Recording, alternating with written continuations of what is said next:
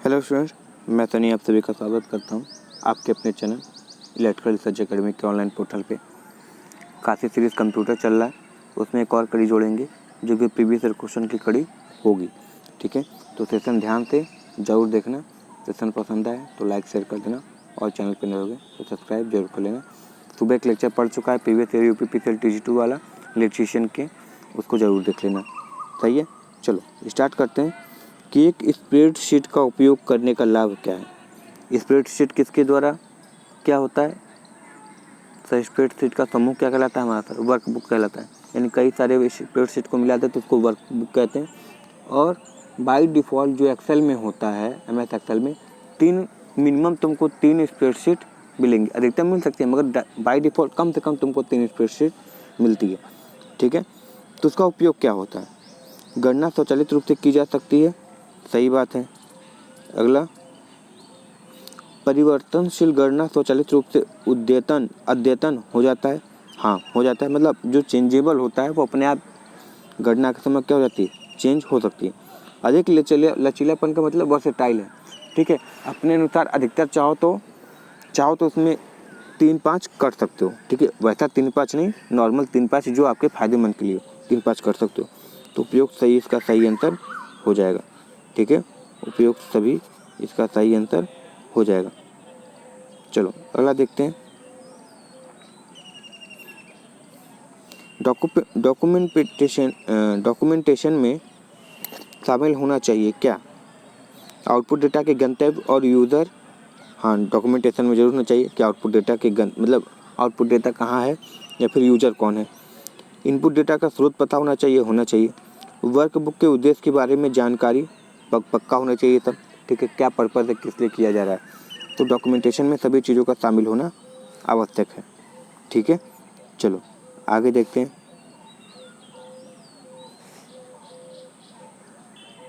चलो वैसे MS Excel करता क्या है? तो सर MS एक्सेल हमारा स्प्रेडशीट तैयार करता है। स्प्रेडशीट तैयार करता है, कोई दिक्कत नहीं है। ठीक है, इसी को आगे जाओगे तो क्या बोलोगे, वर्कशीट, और नीचे आओगे तो वर्कबुक हो जाता है। ठीक है, इसको याद रखना। तो क्वेश्चन क्या पूछा है कि MS एक्सेल में सिलेक्टेड को एडिट करने के लिए क्या करते हैं? जो तुम सेलेक्ट किए हो अब उसको एडिट करना चाहते हो। ठीक है, जो 3 A4 B5 जो भी तुम सेलेक्ट करते हो उसमें तुम एडिट करना चाहते हो, मतलब कुछ नया चीज़ लाते हो, तो उसके लिए तुम क्या करोगे, F2 दबाओगे। ठीक है, F2 करके तुम सेलेक्ट करके चाहो तो उसमें एडिट कर सकते हो F2 बटन से। सही है, चलो आगे देखते हैं। शॉर्ट की याद कर लेना, शॉर्ट की तैयार रहेगा तो 4 से 5 क्वेश्चन पक्का करके आओगे। ठीक है, अगला क्वेश्चन है कि आप विद्यमान एक्सेल वर्कशीट डाटा, यानी आप जो विद्यमान एक्सेल वर्कशीट और डाटा और चार्ट को किसके द्वारा HTML डॉक्यूमेंट में बदल सकते हैं? किसका प्रयोग करके जो आपका एक्सेल शीट है, ठीक है, या फिर जो चार्ट बना है उसको HTML डॉक्यूमेंट में बदल सकते हैं? FTP का प्रयोग करके, यानी फाइल ट्रांसफ़र प्रोटोकॉल का प्रयोग करके, इंटरनेट जादूगर का प्रयोग करके, या इंपोर्ट विजार्ड करके, या इंटरनेट असिस्टेंट विजार्ड का प्रयोग करके। तो हम इसका प्रयोग इंटरनेट असिस्टेंट विजार्ड IAV का प्रयोग करके हम चाहे तो वर्कशीट या चार्ट वाले डाटा को हम HTML में, यानी हाइपर टेक्स्ट मार्कअप लैंग्वेज में चेंज कर सकते हैं। सही है, चलो अगला देखते हैं। हाँ, ये बहुत ज़्यादा पूछा जाता है कि निम्न में से कौन सा वर्ड प्रोसेसर के लिए ग्राफिक्स सॉल्यूशन है? ग्राफिक्स सॉल्यूशन के लिए हम केवल एक प्रयोग करते हैं। वर्ड आर्ट देखो क्या होता है, तुम्हारे डॉक्यूमेंट बनाने के लिए वर्ड आर्ट तुम्हारा क्या करता है, डॉक्यूमेंट को और कलरफुल बनाता है। ठीक है, नए नए स्टाइल के फॉन्ट लाकर। ठीक है, ड्रॉ कैप नहीं होगा तो क्या हो जाएगा, अब जब ये गलत हो गया तो उपयोग सभी तो होगा नहीं। क्लिप आर्ट का प्रयोग करके तुम क्या कर सकते हो, वर्ड प्रोसेसर को ग्राफिकल सॉल्यूशन में बदल सकते हो, यानी कि ग्राफ लोग सारी चीज़ों का प्रयोग कर सकते हो। सही है, चलो आगे देखते हैं। एक होता है क्लिप बोर्ड और क्लिप आर्ट, याद रखना, कन्फ्यूज मत होना। क्लिप बोर्ड क्या करता है, जब कभी तुम किसी चीज़ को कट करते हो या कॉपी करते हो तो पहले क्लिप बोर्ड में जाता है, फिर जब तुम कोई कहीं पे तुम पेस्ट करते हो तो वो क्लिपबोर्ड से उठकर पेस्ट होता है, ठीक है। तो इसको याद रखना, बहुत ज़्यादा कन्फ्यूजन होता है क्लिपबोर्ड की पार्ट में। चलो, आप किसके द्वारा वर्तनी और व्याकरण की त्रुटियों का पता लगाते हैं? F7 का दबाकर, ठीक है। F7 दबाते हैं तो याद रखना, जब स्पेलिंग की त्रुटि होती है तो ग्रीन कलर का जब स्पेलिंग की त्रुटि होती है तो रेड कलर की अंडरलाइन होती है, और जब नॉर्मल ग्रामेटिकल एरर होता है तब फिर ग्रीन कलर का अंडरलाइन होता है, ठीक है। इसको याद रखना, कलर किस नीचे किस अंडरलाइन का क्या मतलब है, किस कलर के अंडरलाइन का, बहुत ज़्यादा क्वेश्चन पूछा जाता है। जब रेड होगा तो यानी स्पेलिंग मिस्टेक है, ग्रीन होगा तो यानी समझ जाना ग्रामेटिकल एरर है, ठीक है। इसको याद रखना, और F7 दबाकर ये सारी कार्यक्रम को तुम कर सकते हो। चलो अगला है, MS वर्ड के पैराग्राफ इंडेंट करने के लिए शॉर्टकट की क्या है? इंडेंट करने के लिए तो बहुत लोग कहेंगे पैराग्राफ वाला ये है या फिर इंडेंट ये होगा, तो Ctrl+P तो प्रिंट के लिए है, ठीक है। Ctrl+I तो इटैलिक के लिए है, और जो Ctrl+M है ये हमारा क्या होता है, पैराग्राफ इंडेंट करने के लिए, कहीं से उसको लाने के लिए, ठीक है। याद रखना, Ctrl+M का प्रयोग करते हैं, सही है ना, याद रखना इसको। चलो,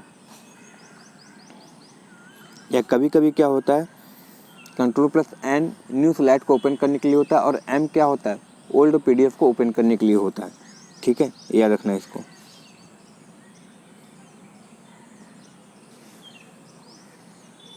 निम्नलिखित स्टोरेज मीडिया में से कौन सा केवल अनुक्रमिक पहुंच प्रदान करता है? अनुक्रमिक मतलब सीरियल वाइज ही प्रदान करेगा, उसको तुम चाहो तो गैप करके नहीं कर सकते, ठीक है। ये कहानी है। तो फ्लॉपी डिस्क नहीं, मैग्नेटिक डिस्क नहीं, मैग्नेटिक टेप का प्रयोग होता है, ऑप्टिकल डिस्क नहीं, ठीक है। जैसे कभी तुम यही सोचो कि जैसे तुम पहले वो चलता था जिसको हम लोग डेक बोलते थे, एम्पलीफायर होता था, तो पहले कैसेट, ये मैग्नेटिक टेप वाले कैसेट आते थे, तो तुमको अगर दूसरे गाने पे जाना है तो किच पूरा बजते हुए तभी जाता था, ठीक है।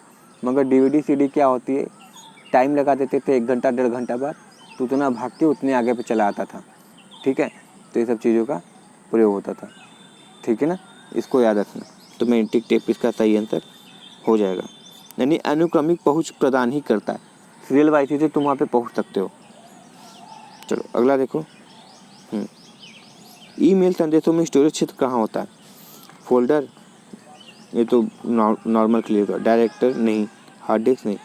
ईमेल की बात कर रहा है, देखो ईमेल याद रखना, जब कोई उल्टा सीधा मैसेज आता है तो वो स्पैम में जाता है, जब तुम कोई मैसेज भेजना चाहते थे मगर भेजे नहीं या गया नहीं तो वो ड्राफ्ट में चला जाता है, और जितने भी तुम्हारे इम्पोर्टेंट मैसेज होते हैं, ठीक है, वो तुम्हारे मेल बॉक्स में या इनबॉक्स में कभी कभी ऑप्शन आएगा तो इनबॉक्स में भी रहते हैं, ठीक है, समझ गए ना।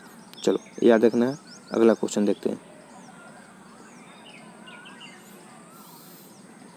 समानांतर इलेक्ट्रिक संयोजन लाइनों को सेट जिसके माध्यम से एक PC यूनिट के मदरबोर्ड पर विभिन्न घटक जुड़े होते हैं उसको क्या बोलते हैं? याद रखना, मदरबोर्ड की PC यूनिट के मदरबोर्ड पे जुड़े होते हैं तो एक बस बार होता है जी, यहाँ से निकाल लिए, दूसरा यहाँ से सोर्स ले लिया, तीसरा यहाँ से सोर्स ले लिया, ऐसे ऐसे होते हैं, तो हमारा क्या होता है, बस बार होता है। वो छोड़ो, तुम अपने बगल के खम्भों पे देखे होगे जो 3 लाइन या 2 लाइन जाती है बिजली वाली, उसमें से तुम टैपिंग कर करके हर खंभे से 3 केबल 4 कनेक्शन सबके घरों में जाती है, तो वो बस बार है मेन, और वहाँ से तुम टैपिंग करके निकाल रहे हो, ठीक है। तो यानी तुम अपने मदरबोर्ड पे लगा रहे हो एक तरीके से, वो समझो। और जो मेन सप्लाई का सोर्स है वो क्या है, तुम्हारा बस बार है या बस है, ठीक है। अब वहाँ से जरूरी नहीं कि सप्लाई ही आए, वहाँ से डेटा भी आ सकता है उस बस के थ्रू, ठीक है, याद रखना। चलो नेक्स्ट देखो,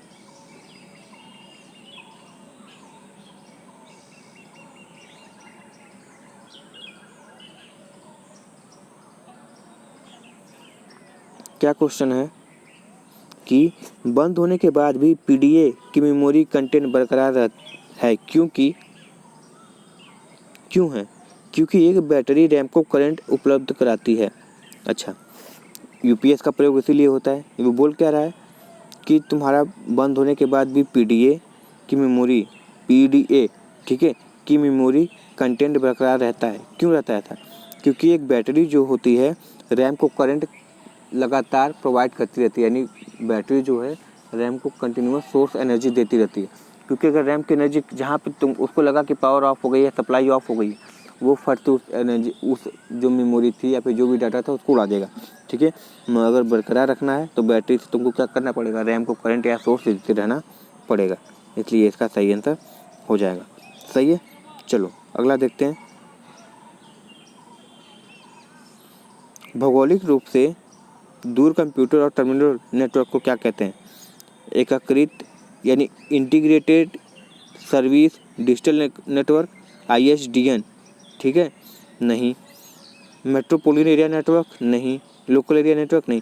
ये जो वाइड एरिया नेटवर्क है भौगोलिक रूप से, ठीक है, वाइड एरिया नेटवर्क जो है हम अधिकतर एक देश से दूसरे देश के लिए प्रयोग कर सकते हैं। ठीक है, भौगोलिक रूप से देख रहे हो, दूर कंप्यूटर और टर्मिनल को नेटवर्क को क्या कहते हैं? तो वाइड एरिया नेटवर्क कहते हैं। ठीक है, WAN, WAN होता है। चलो अगला देखो, 1 बाइट में होता है, सबको पता है 1 बाइट में 8 बिट्स होता है। ठीक है, 1 बाइट में 8 बिट्स होता है। सही है, इसको याद रखना, ये पूछा जाता है। सही है, चलो और कमेंट करके बताना कि एक बाइट में कितने निबल होते हैं। ठीक है, 1 बाइट में कितने निबल होता है, ये कमेंट करके जरूर बताना। HTML फॉर्मेट फाइलों को सेव करना है तो क्या करना पड़ेगा? या फिर HTML फॉर्मेट में फाइलों को सेव करना क्या होता है? किसी को भी वेब ब्राउज़र में फाइलों को देखना संभव बनाता है, या फाइलों के रूपांतरण की लागत बढ़ता है, या सॉफ्टवेयर की कैपेबिलिटी घटता है, या उपयोग सभी। तो देखो, कोई भी फाइल होता है उसको HTML में बदल देते हैं तो उससे क्या होता है कि कोई भी अपने वेब ब्राउज़र से कोई भी बोल रहे हैं, कोई भी जिसको तुम एक्सेस करने की परमिशन दो उस फाइल को, वो किसी भी कहीं से भी उस वेब ब्राउज़र से चाहेगा तो उस फाइल को देख सकता है। ठीक है, जो तुमने बनाए थे, क्योंकि वो HTML में बदल चुका है और HTML हाइपरटेक्स्ट मार्कअप लैंग्वेज, अब वो चाहे तो कब किसी भी वेब ब्राउज़र द्वारा अगर तुम एक्सेस करने का परमिशन देते हो तो उसको देख सकते हो। ठीक है, चलो अगला क्वेश्चन देखो, निम्न में से कौन सा एप्लीकेशन सॉफ्टवेयर द्वारा नहीं किया जा सकता है? ठीक है, देखो, निवेशकों की वित्तीय रिपोर्ट भेजना एप्लीकेशन सॉफ्टवेयर में हो सकता है। जैसे बहुत सारे ऐप आते हैं, ऐसे होते हैं जो मेमो बना कर देते हैं, बिल बना कर देते हैं, इनवॉइस बना कर देते हैं, तो ये सब क्या एप्लीकेशन सॉफ्टवेयर की यूज़ ही है, तो ये हो सकता है। सेल्स मीटिंग प्रेजेंटेशन के लिए चार्ट तैयार करना, ये भी किसी पर्टिकुलर प्रेजेंटेशन के द्वारा, जैसे थंबनेल बनाने का ऐप अलग होता है, पोस्टर बनाने का ऐप अलग होता है, तो हो सकता है। इनवॉइस मेल करने के लिए ग्राहक सूची, देखो बोले इनवॉइस तो होता है, मगर हार्ड डिस्क की सफाई तुम्हारी एप्लीकेशन सॉफ्टवेयर का यूज़ नहीं है। ठीक है, हार्ड डिस्क की सफाई। सही है, तो तुम्हारा ऑप्शन नंबर बी सही हो जाएगा। सही है ना, चलो अगला देखते हैं।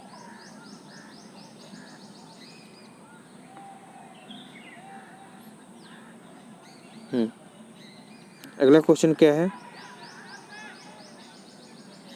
4 ही है, कोई दिक्कत नहीं है। क्वेश्चन है कि निम्नलिखित कथनों में से कौन सा पब्लिक स्विच टेलीफोन नेटवर्क यानी PSTN, याद रखना फुल फॉर्म PSTN, ये सारे क्वेश्चन पूछे गए हैं जी। ठीक है, नहीं पढ़ोगे अपने आप को धोखा दे रहे हो। ठीक है, 2 साल और इंतज़ार करने के लिए अपने आप को मोटिवेट कर रहे हो, अच्छी बात है मोटिवेट करना। ठीक है, चलो, निम्नलिखित कथनों में से कौन सा पब्लिक स्विच टेलीफोन नेटवर्क के बारे में सही है? जैसे PSTN का फुल फॉर्म पूछ लेगा तो देखो क्या है, PSTN एक पैकेट स्विचिंग नेटवर्क है, या PSTN विशेष रूप से एक डिजिटल सिस्टम नेटवर्क है, या PSTN केवल आवाज़ प्रसारण के लिए इस्तेमाल किया जाता है जबकि इंटरनेट डेटा प्रसारण के लिए किया जाता है। ठीक है, तो इसका सही आंसर क्या है, देख लो ऑप्शन नंबर बी, कि PSTN में ट्विस्टेड पेयर और फाइबर ऑप्टिकल केबल सहित विभिन्न प्रकार के फिजिकल मीडिया शामिल होते हैं। ठीक है, फिजिकल मीडिया की बात बोल रहा है, यानी एक तरीके से कहो तो तुम भौतिक रूप से उसको देख सकते हो। ठीक है, फिजिकल मीडिया उसमें शामिल होते हैं, किसमें? PSTN में, यानी पब्लिक स्विच्ड टेलीफोन नेटवर्क। तो ऑप्शन नंबर बी हमारा क्या हो जाएगा, सही हो जाएगा। सही है, याद रखना PSTN का फुल फॉर्म, ये नहीं भी आ जाए तो PSTN का फुल फॉर्म इस क्वेश्चन से याद कर लेना, पब्लिक स्विच्ड टेलीफोन नेटवर्क।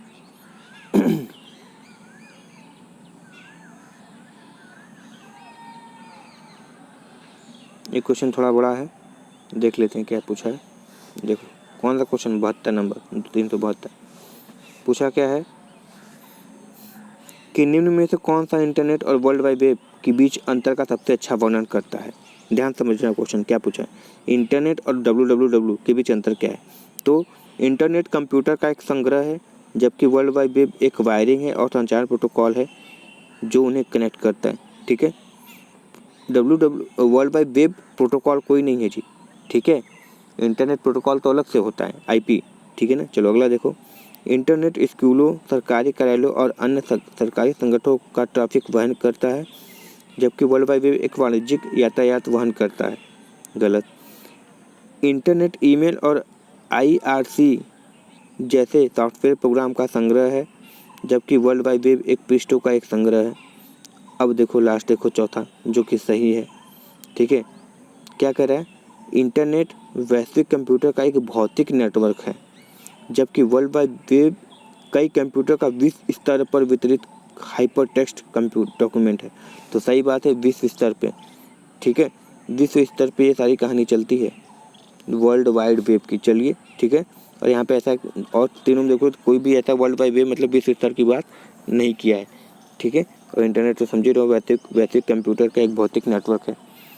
सही है, जिसमें जबकि वर्ल्ड वाइड वेब क्या है, एक विश्व स्तर पर फैला हुआ नेटवर्क है, डॉक्यूमेंट हाइपर टेक्स्ट डॉक्यूमेंट है। चलो अगला देखो,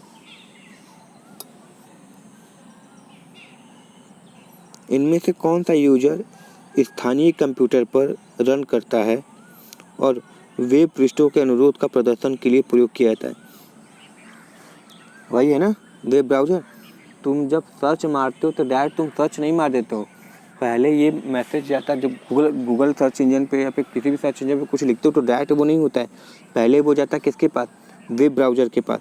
वेब ब्राउज़र के पास क्या होता है, सारे उसमें वो सारी चीज़ लिखी जाती है, एड्रेस कहाँ होगा इसका, ये फलाने का ना, फिर आगे कहानी बढ़ती है उसकी। ठीक है, तो वही क्वेश्चन पूछा है ना कि इनमें से कौन सा यूजर एक स्थानीय कंप्यूटर पर रन करता है और वेब पृष्ठों के अनुरोध प्रदर्शन के लिए प्रयोग किया जाता है। तो वो क्या है, वेब ब्राउज़र। यानी तुम अनुरोध तो कर दिए वेब पृष्ठों पे, ठीक है, कि यही पेज चाहिए या फिर यही सर्च मारना है, मगर वो एड्रेस का फलाना ढिमकाना ये कौन देखेगा, वेब ब्राउज़र काम होता है, और वो यूआरएल फलाना ढिमकाना सारा देखेगा।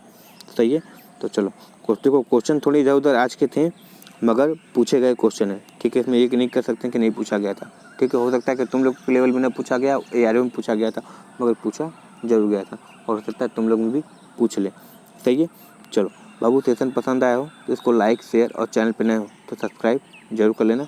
मिलते हैं नेक्स्ट वीडियो में। Thank you very much and all the very best. ये शॉर्टकट की और फुल फॉर्म जरूर याद करना जी, तुम लोग को बहुत ज़्यादा हेल्प करेगा। ठीक है, चलो मिलते हैं नेक्स्ट वीडियो में। Thank you very much.